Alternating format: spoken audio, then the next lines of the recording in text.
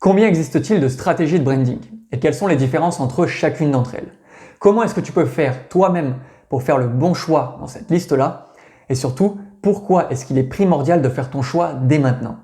Voilà tous les éléments que l'on va aborder ensemble dans cette vidéo. Et avant de commencer, si tu aimes mes vidéos, abonne-toi et n'oublie pas de cliquer sur la cloche pour ne pas rater les prochains épisodes. Je publie chaque semaine des formations 100% gratuites pour les entrepreneurs et ce sera le meilleur moyen pour toi de m'encourager à poursuivre ma démarche. Salut YouTube! Aujourd'hui, on va parler de quelque chose qui est primordial en branding, à savoir les différents types de marques qui existent et qui peuvent être mis en parallèle avec différentes stratégies de branding à appliquer toi-même pour ton business. Alors, les types de marques dont je vais te parler aujourd'hui ne sont pas vraiment académiques. Un marketeur qui tomberait sur cette vidéo pourrait peut-être se dire « mais qu'est-ce qu'il raconte ce mec? Pourquoi est-ce qu'il me parle de ça ?» Et d'une certaine manière, il aurait raison, mais en vérité, il aurait tort dans sa démarche. Je t'explique pourquoi. En fait, les 4 types de marques, donc il y en a 4 d'après moi, dont je vais te parler aujourd'hui, les 4 stratégies correspondantes, sont ce que l'on pourrait appeler des stratégies pratico-pratiques. Mon objectif dans cette série de vidéos qui parle vraiment spécifiquement du branding, c'est pas de faire de toi un théoricien du branding. C'est pas que tu sois un expert comme pourrait le devenir un étudiant qui a fait une école de commerce spécialisée dans cette discipline. Non, mon but à moi, c'est que toi, en tant qu'entrepreneur, toi, en tant que porteur de projet, tu saches précisément quelles sont les différentes stratégies et tu sois en capacité de les appliquer. Donc, tu deviennes un praticien du branding. Aujourd'hui, j'ai simplifié le modèle de sorte qu'il ne reste que 4 grandes stratégies majeures. Tu vas voir qu'elles sont relativement faciles à comprendre, faciles à appliquer et que tu seras donc en capacité dès aujourd'hui de savoir vers quelle stratégie est-ce que tu peux t'orienter toi-même. Allez, on commence dès maintenant. Donc la première des 4 stratégies, c'est ce qu'on appellerait le branding de produits. Donc là, c'est très simple. Admettons, tu as une entreprise, tu vends des produits, quelque chose de physique, que tu produises toi-même d'ailleurs ou que tu fasses exporter depuis un fournisseur externe, peu importe, on s'en fiche complètement. L'intérêt pour toi ici va être de créer une marque forte autour de ton produit. Le but, c'est que le produit devienne quelque chose de reconnaissable facilement, de connu et reconnu par son audience et par les clients cibles que tu as au quotidien. Et ici, le saint graal de cette stratégie serait que le produit en question, donc son nom, devienne un mot courant dans la langue française. Comme par exemple le sopalin, donc l'essuie-tout qu'on utilise tous les jours. Donc cette première stratégie, elle est relativement simple à comprendre. Tu vends des produits physiques, tu en vends peut-être un seul et tu vas tout faire pour qu'il soit reconnu à part entière comme vraiment le produit en question. Typiquement, si je te parle de Red Bull, tu vas penser directement à une canette de boisson énergisante. À l'inverse, si je t'avais dit canette de boisson énergisante, tu aurais pu penser à Red Bull, Monster ou d'autres marques, mais globalement, Red Bull serait venu dans ta liste de produits qui te viennent en tête le plus rapidement possible, donc leur branding de produit est très efficace. La deuxième stratégie, c'est bien évidemment la stratégie opposée, la stratégie de service. Donc là, cette fois-ci, tu ne vends pas des produits, tu vends simplement des services sur le marché. Typiquement, je sais pas, tu as un moteur de recherche et tu veux que les gens te reconnaissent comme tel. Eh bien écoute, tu crées Google, tu vas tout faire pour que Google soit le service le plus connu sur ton marché. Donc là, je te donne un exemple plutôt tech. Donc si tu es par exemple une startup qui veut lancer son entreprise sur le marché, mais ça pourrait aussi totalement te concerner si par exemple tu as une laverie automatique et tu veux qu'elle soit connue dans son quartier et que du coup les habitants aillent laver leur linge chez toi directement. La troisième stratégie de branding, c'est ce qui va toucher à la marque de ton entreprise. Donc comment est-ce que tu vas veiller à ce que ton entreprise, et non pas seulement les produits ou les services que tu vends, soient reconnus potentiellement auprès de ton marché cible. Typiquement, on achète un MacBook Air pour travailler sur son ordinateur, mais la marque en soi, c'est Apple. Comment est-ce que tu fais toi-même pour que ton entreprise devienne une petite Apple à son échelle, donc on ne la reconnaisse pas seulement pour les produits ou les services qu'elle propose, mais véritablement pour une entité à part entière qui propose quelque chose d'innovant sur son marché.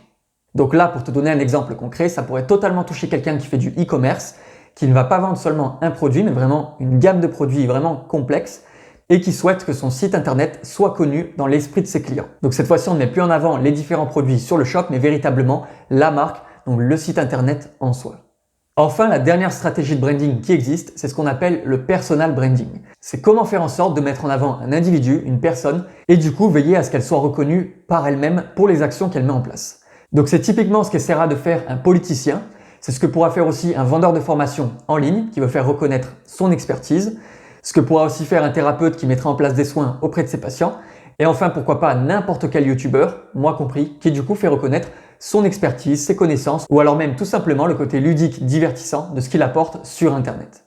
Donc là, j'ai vu avec toi les 4 grands types de branding qu'il faut que tu gardes en mémoire pour lancer toi-même ton activité. Donc pour rappel, lancer un produit, un service, mettre en avant ton entreprise ou mettre en avant ta personne, ou alors la personne que tu souhaites valoriser pour être l'image de ta boîte. Ok, très bien, jusqu'ici c'est plutôt simple, il n'y a rien de complexe. Évidemment, je pourrais creuser un peu plus la question et rentrer dans la théorie. C'est pas du tout ce qui m'intéresse. Donc typiquement, tu ne vends pas un seul produit en général. Tu vas peut-être avoir des collections de vêtements par exemple. Tu vas peut-être avoir des gammes de produits, donc des gammes de yaourts appartenant à une même sous-marque. Peut-être que tu vas mettre en avant une marque ombrelle qui va faire office de légitimité pour toutes les marques de produits qui se trouvent sous elle et que tu vas souhaiter valoriser sur ton marché. Donc typiquement, on dit les petits princes de Lu, les petits écoliers de Lu. Bref, tu comprends de quoi je te parle du coup. Et en vérité, d'après moi, c'est pas très important de s'intéresser à ça. Intéresse-toi tout d'abord si tu entreprends à est-ce que tu vas mettre en avant un produit, un service, ton entreprise en tant que pôle d'expertise spécifique, ou alors est-ce que tu veux valoriser ta personne ou une autre personne de ta boîte. Donc ça, c'est vraiment la base à connaître. Maintenant, la question à se poser, c'est comment est-ce qu'on sait si on doit mettre en avant une stratégie plutôt qu'une autre? Tu vas te rendre compte en effet que dans la plupart des cas, tu vas hésiter entre deux stratégies, et ce, quel que soit ce que tu proposes à ton marché. Donc par exemple, si tu fais du e-commerce, tu vas vendre des produits en ligne, mais tu vas aussi peut-être vouloir valoriser ton site internet. Et dans ce cas-là, comment est-ce que tu fais en sorte de savoir si tu dois valoriser plus tes produits ou plus ta marque? En général, en e-commerce, ça se joue sur le volume. Donc si tu as beaucoup de produits différents, tu vas plutôt valoriser la marque de ton site. Si tu as seulement quelques produits, tu vas vraiment mettre le paquet sur leur marque à eux et ce qu'ils peuvent apporter à tes clients au détriment de ton site internet. Si tu vends des formations en ligne, c'est à peu près le même problème. Est-ce que tu vas devoir valoriser ta formation en soi comme vraiment un service à part entière qui a vraiment une qualité supérieure et dont tu vas vanter les mérites? Ou est-ce qu'au contraire, tu vas essayer de valoriser ta personne, te mettre en avant toi en tant que formateur, formatrice, avec un pôle de compétences, avec une expertise, qui du coup va proposer une ou plusieurs formations dans le temps? C'est une question à se poser ici aussi. Il n'y a pas de bonne ou de mauvaise réponse à chaque fois. Néanmoins, il va falloir que tu fasses un choix. Tu ne peux pas te permettre de valoriser les deux choses en même temps. C'est soit on va connaître ton service, donc du coup ta formation, ton infoproduit, et vraiment se référer à ta formation comme étant quelque chose d'unique, soit on va te connaître toi individuellement et se dire cette personne-là est géniale et n'hésite pas à aller regarder ses formations. Pour te donner un troisième exemple qui toucherait cette fois-ci des business un peu plus locaux, moins sur internet, imagine que demain tu vas lancer une pizzeria. Eh bien, la pizzeria la plus connue actuellement au monde s'appelle Domino's Pizza, donc la chaîne de fast-food spécialisée dans la pizza. Domino's Pizza ne met pas en avant du tout le fondateur de Domino's Pizza. Il ne met pas non plus tant que ça en avant les pizzas, donc ce qu'il propose. Il met en avant vraiment sa marque. Donc on est sur une marque d'entreprise. Domino's Pizza a fait ce choix stratégique et s'y tient depuis le début. À l'inverse, j'habite dans le nord de Montpellier où il y a une pizzeria incroyable, donc c'est même une chaîne de pizzeria maintenant, qui s'appelle Mangelli. Cette pizzeria, elle a été fondée par un champion du monde de pizza bio. Donc chaque année, il y a des concours et lui a une recette qui lui appartient, qui est totalement bio, donc faite avec des ingrédients locaux de saison et sans ajout ni pesticides. Et cette pizzeria, comme tu le remarques, elle s'appelle Mangelli, qui est son nom de famille, du coup, il est italien d'origine. Eh bien, Mangelli, il a totalement raison de mettre en avant son personal branding. En tant que champion du monde, quand je vais manger chez lui, je m'intéresse pas du tout à une marque de fast-food grand public, je m'intéresse vraiment à lui, son expertise et à quel point il va me régaler avec quelque chose d'unique et de qualité. Eh bien, c'est un autre exemple pour te dire qu'il faut vraiment faire un choix dans ton branding. Soit tu valorises une marque entreprise, soit tu valorises un individu dans son cas. Donc dans ce cas précis, une fois encore, tu ne peux pas valoriser et une entreprise et un individu. C'est pas possible, tu n'arriveras jamais à le faire aussi bien des deux côtés en même temps que si tu te spécialises d'un seul côté. Enfin, je vais te donner un dernier exemple qui touche cette fois-ci le marché du référencement naturel, donc un marché où je suis moi-même investi. Et je suis pas là pour faire ma pub, c'est pas le but du tout, donc je vais te parler de concurrents à moi pour qu'il n'y ait aucune ambiguïté. Donc je vais te citer deux noms, donc André Dubois d'un côté et Andrea Ben Saïd de l'autre. Donc André Dubois, c'est le fondateur du site qui s'appelle Traffic Mania. Cette personne vend des formations en ligne sur son site Traffic Mania. Néanmoins, André a vraiment pris le parti de mettre en avant sa personne, être totalement authentique. Et c'est ce qui, d'après moi, fait vraiment le succès de sa chaîne, ce qui fait vraiment le succès de sa personne. Et c'est aussi, d'après moi, ce qui fait vraiment le succès de tout ce qu'il vend sur Internet. De l'autre côté, Andrea Ben Saïd, c'est le fondateur de l'agence Eskimos, une agence de référencement web, et qui, si je dis pas de bêtises, est aujourd'hui la meilleure agence SEO en France. Je pense qu'ils sont déjà la meilleure agence SEO en Europe. Et écoute, je leur souhaite de devenir la meilleure agence SEO au monde, si c'est pas déjà fait en vérité. Eh bien, Andrea, à l'inverse d'André, ne met pas en avant du tout sa personne. Andrea, bien évidemment, il intervient sur des plateaux télé pour valoriser son entreprise, mais lui, son ambition depuis le début, c'est vraiment de créer une agence qui soit globale, qui soit vraiment développée partout sur Terre. Et depuis plus de 10 ans qu'il fait ce travail sur Internet, il développe vraiment son agence en tant que telle. Donc l'agence s'appelle Eskimos, E-S-K-I-M-O-Z.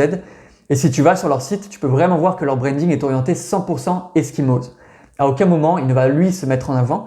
Ça va même plus loin puisque sur YouTube, ce n'est même pas lui qui intervient au nom de la marque. Sur YouTube, ils ont fait intervenir quelqu'un d'autre, donc je crois qu'elle s'appelle Julie, si je dis pas de bêtises, qui fait de très bonnes vidéos aussi, qui est très intéressante et qui du coup offre un nouveau visage à l'entreprise sur ce média-là. Donc c'est pour te dire qu'Eskimos a vraiment pris ce parti d'avoir une stratégie de branding orientée sur leur agence, là où à l'inverse, André Dubois a vraiment pris le parti d'orienter sa stratégie sur lui-même, sur toute l'authenticité qu'il peut apporter sur Internet. Et en fait, ce que je veux te faire comprendre, c'est que dans aucune des deux situations, il y a un bon ou un mauvais choix. Tout dépend de ta stratégie à long terme, tout dépend du train de vie que tu vas avoir, tout dépend d'à quel point tu veux développer ton entreprise, ton activité. Et je comprends totalement du coup qu'une personne comme André veuille générer des revenus de son côté et avoir un train de vie agréable pour lui et sa famille, alors qu'à l'inverse, Andrea, lui, veuille au contraire développer une macro-structure et du coup être beaucoup plus en retrait par rapport à son projet et de vraiment développer des équipes qui vont porter son entreprise à long terme. Donc malheureusement, à l'heure actuelle, je ne pourrais pas t'en dire plus sur chacun de leurs deux brandings. Je ne les connais pas du tout personnellement. Je les suis de près parce qu'ils m'intéressent beaucoup. Donc pour être transparent avec toi, c'est en quelque sorte des concurrents par rapport à des produits que je peux moi-même proposer sur Internet. Néanmoins, j'ai une profonde admiration pour le travail que chacune de ces deux personnes mène de son côté. Donc je suis les deux. Je te conseille d'ailleurs de les suivre si jamais tu t'intéresses au référencement naturel. Et d'ailleurs, je prendrai, je pense, un plaisir fou à avoir une discussion avec eux un jour. Bref, je referme cette parenthèse les concernant. Revenons aux stratégies de branding. Il y en a 4 comme tu peux le voir. Produit, service, entreprise, personal branding. Il va falloir que tu fasses un choix. Ce choix est primordial puisqu'il va définir une orientation à ta promotion, à ta communication, à la façon dont tu vas te positionner vis-à-vis de tes clients, du coup à la distance que tu vas mettre par rapport à eux et comment est-ce que tu vas surtout marketer tes offres, tes produits, créer tout ton univers de marque autour de ça. Donc si ce n'était pas encore fait de ton côté, pose-toi calmement et réfléchis à tout ce qu'on vient de dire ensemble. Il faut vraiment que tu sois en capacité de te dire ma stratégie de branding va partir sur telle orientation. Tu verras que ça débloquera pas mal de choses pour la suite. Si tu as la moindre question, n'hésite surtout pas à me la poser en commentaire, j'y répondrai avec grand plaisir. De plus, si tu connais d'autres entrepreneurs que cette vidéo pourrait aider et qui auraient besoin de mieux se positionner par rapport à leur branding, n'hésite surtout pas à leur partager, ça pourra leur donner un petit coup de main.